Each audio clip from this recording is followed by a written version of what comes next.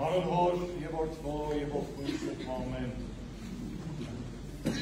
Աղանդապատի եղբայր, բարեշնոր, բարեկրոր,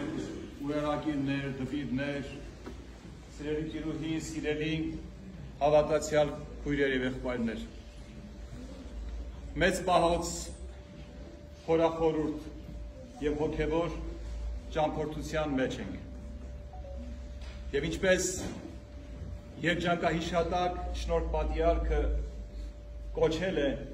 մեծ պահոց ոսկե շղթայում ենք։ Եվ այդ շղթայի երրորդ հանգրվանն է այս կիրակին,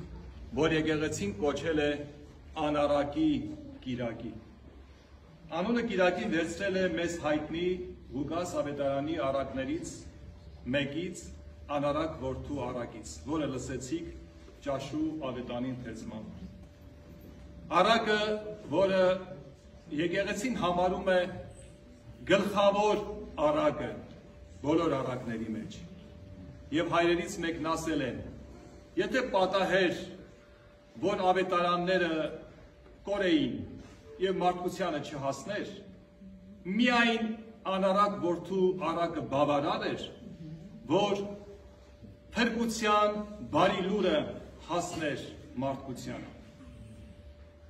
Անառակ որդու առակը մեկնաբանվել է շատ հայրերի կողմից, վերլուծվել։ Անառակ որդու առակի հիման վրա գրվել են պատմություններ, վեպեր, շարականներ, բանաստեղծություններ, նկարվել են կտավներ։ Անառակ որդու առակը իր մեջ շատ խորը պատգամներ և դասեր է պարունակում։ Այսօր ես կուզեմ մեծ պահի այս կիրակի, այս տարվա, այս օրվա իմ խոհերս, իմ մտածումներս անառակ որդու առակի մասին կիսվել ձեզ հետ։ Մենք այսօր մեզ փորձում ենք նույնացնել և զգալ առակի գլխավոր հերոսի տեղում։ Այսինքն կրտսեր որդու տեղում։ Եվ դա շատ հաճելի զգացողություն է, քանի որ կրտսեր որդու համար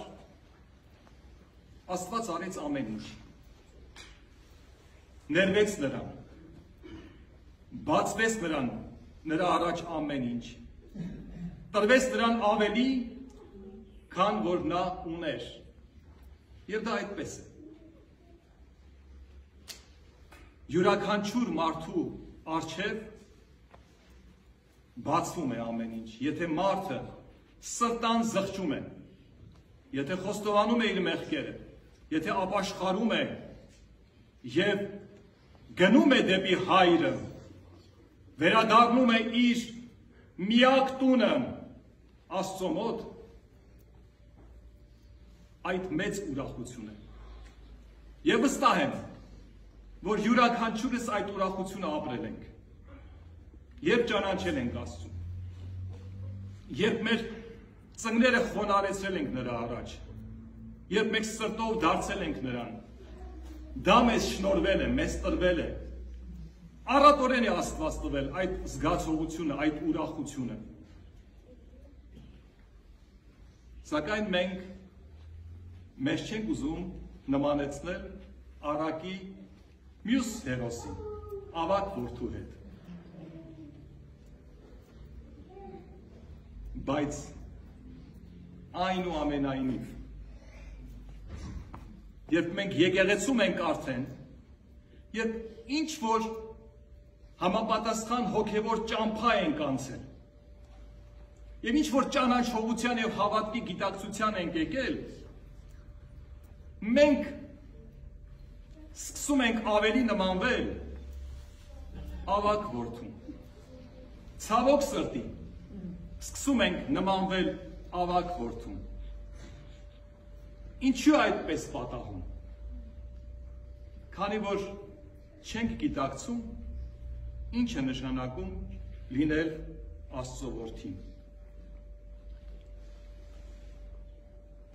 Հաճախ մեզ համար հեշտ է հասկանալ ինչ է նշանակում ծառա լինել, Ինչ է նշանակում լինել վարձկան, ինչ է նշանակում ստանալ այն, ինչ որ իմ իրավունքս է, ինչին որ ես հասել եմ, ինչի համար որ ես աշխատել եմ, սակայն ցավոք սրտի չենք ունենում այդ խորը գիտակցությունը, ինչպես չունեցավ ավագ որդին։ Ինչ է նշանակում լինել Աստծո որդի։ Ինչ առանձնահատկություն է դա։ Մեծ որդին դա չունեցավ։ Եվ մենք յուրաքանչյուրս դա չենք ունենում։ Որովհետև մեզ պակասում է այդ խորը ներքին որդիական զգացողությունը, այն սերը, որ հայրը մեզ է տվել, ինչպես ինքը տվել էր իր երկու որդիներին։ Հայրը դիմում է իր ավագ որդուն, ասում է, տղաս, ինչ որ ես ունեմ քոնն է, բայց նա ինչ արեց, սրտ նեղեց, ինչու սրտ նեղեց, վիրավորվեց, որ հայրը տվեց որդուն, կրկին անարակ որդուն ընդունեց իր գիրկը, և ինքը այդ պահին իրեն վարձկանի պես պահեց։ Ես քեզ հավատարիմ եմ եղել, երբեք խոսքը չեմ դրժել, ճշգրտորեն կատարել եմ բոլոր պարտականություններս և սպասում էր, որ իրեն վարձատրություն տրվի, ասեց մի ուր է անգամ ինձ չես տվել։ Այսինքն այստեղ ավագ որդին իրեն պահեց վարձկանի պես, ծառայի պես, ոչ թե իրավունքով որդու պես։ Այս առակը ավելի մեզ բացահայտում է, նախ առակը ով պատմեց մեզ։ Աստծո որդին, Աստծո ճշմարիտ որդին, և մի նպատակ ուներ Քրիստոս այս առակով մեզ բացահայտել ով է հայրը, ինչ է Աստված մարդու համար, այն հայրը, որը ընդառաջ վազեց իր անարակ որդուն,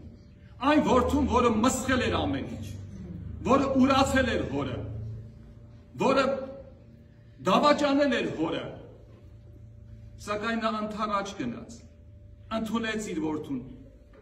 չանարգեց, չայպանեց, իր երեսով չտվեց, սիրով ծածկեց իրեն։ Այս առակով Քրիստոս ուզեց մեզ բացահայտել, որ Աստված մեր հայրն է, Աստված սեր է, Աստված հիասքանչ է, Աստված կյանք է, և Աստված ամեն ինչ անում է մարդու համար։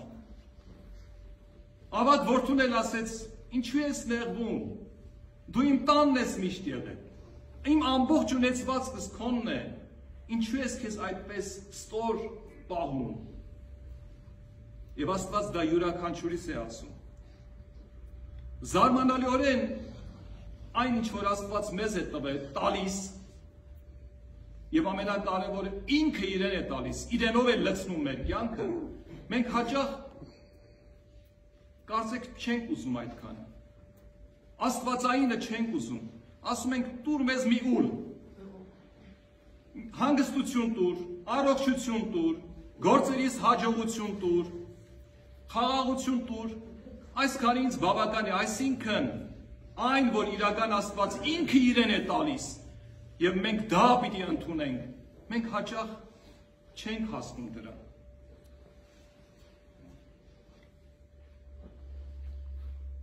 Մեր առջև որդու լինելու ճշմարիտ շնորհը և խորհուրդը չի բացահայտվի, եթե մենք մեր մեջ չզգանք որդիության այդ մեր պարգևը, եթե մենք մեր մեջ հասունացնենք որդիությունը, եթե մենք չաճեցնենք իրական որդի լինելը, եթե մեր մեջ չավելացնենք սերը և ի վերջո, եթե մենք չնմանվենք Աստծուն։ Այս երկու որդիներն էլ նման չէին իրենց հորը, ոչ կրծերը և ոչ ավագը։ Ինչպես նաև մենք նման չենք նրան, որին ամեն առավոտյան աղոթքի մեջ ասում ենք հայր մեր,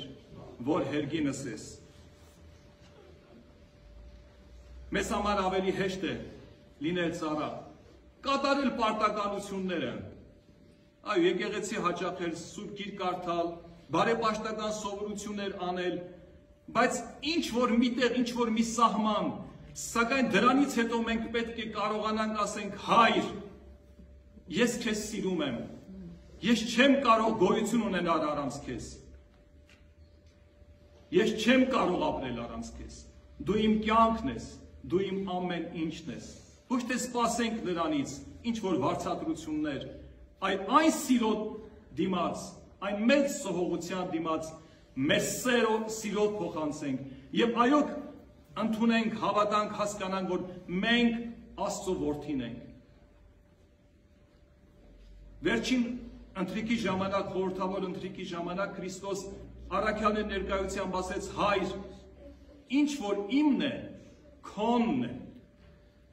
Այս բոլորը քոնն է։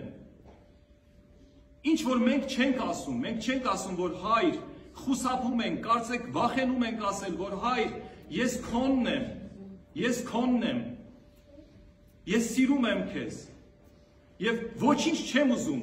ինչպես Գրիգոր Նարեկացին է ասում, քո պարգևները չեմ ուզում, այլ քեզ տվողիդ եմ ուզում։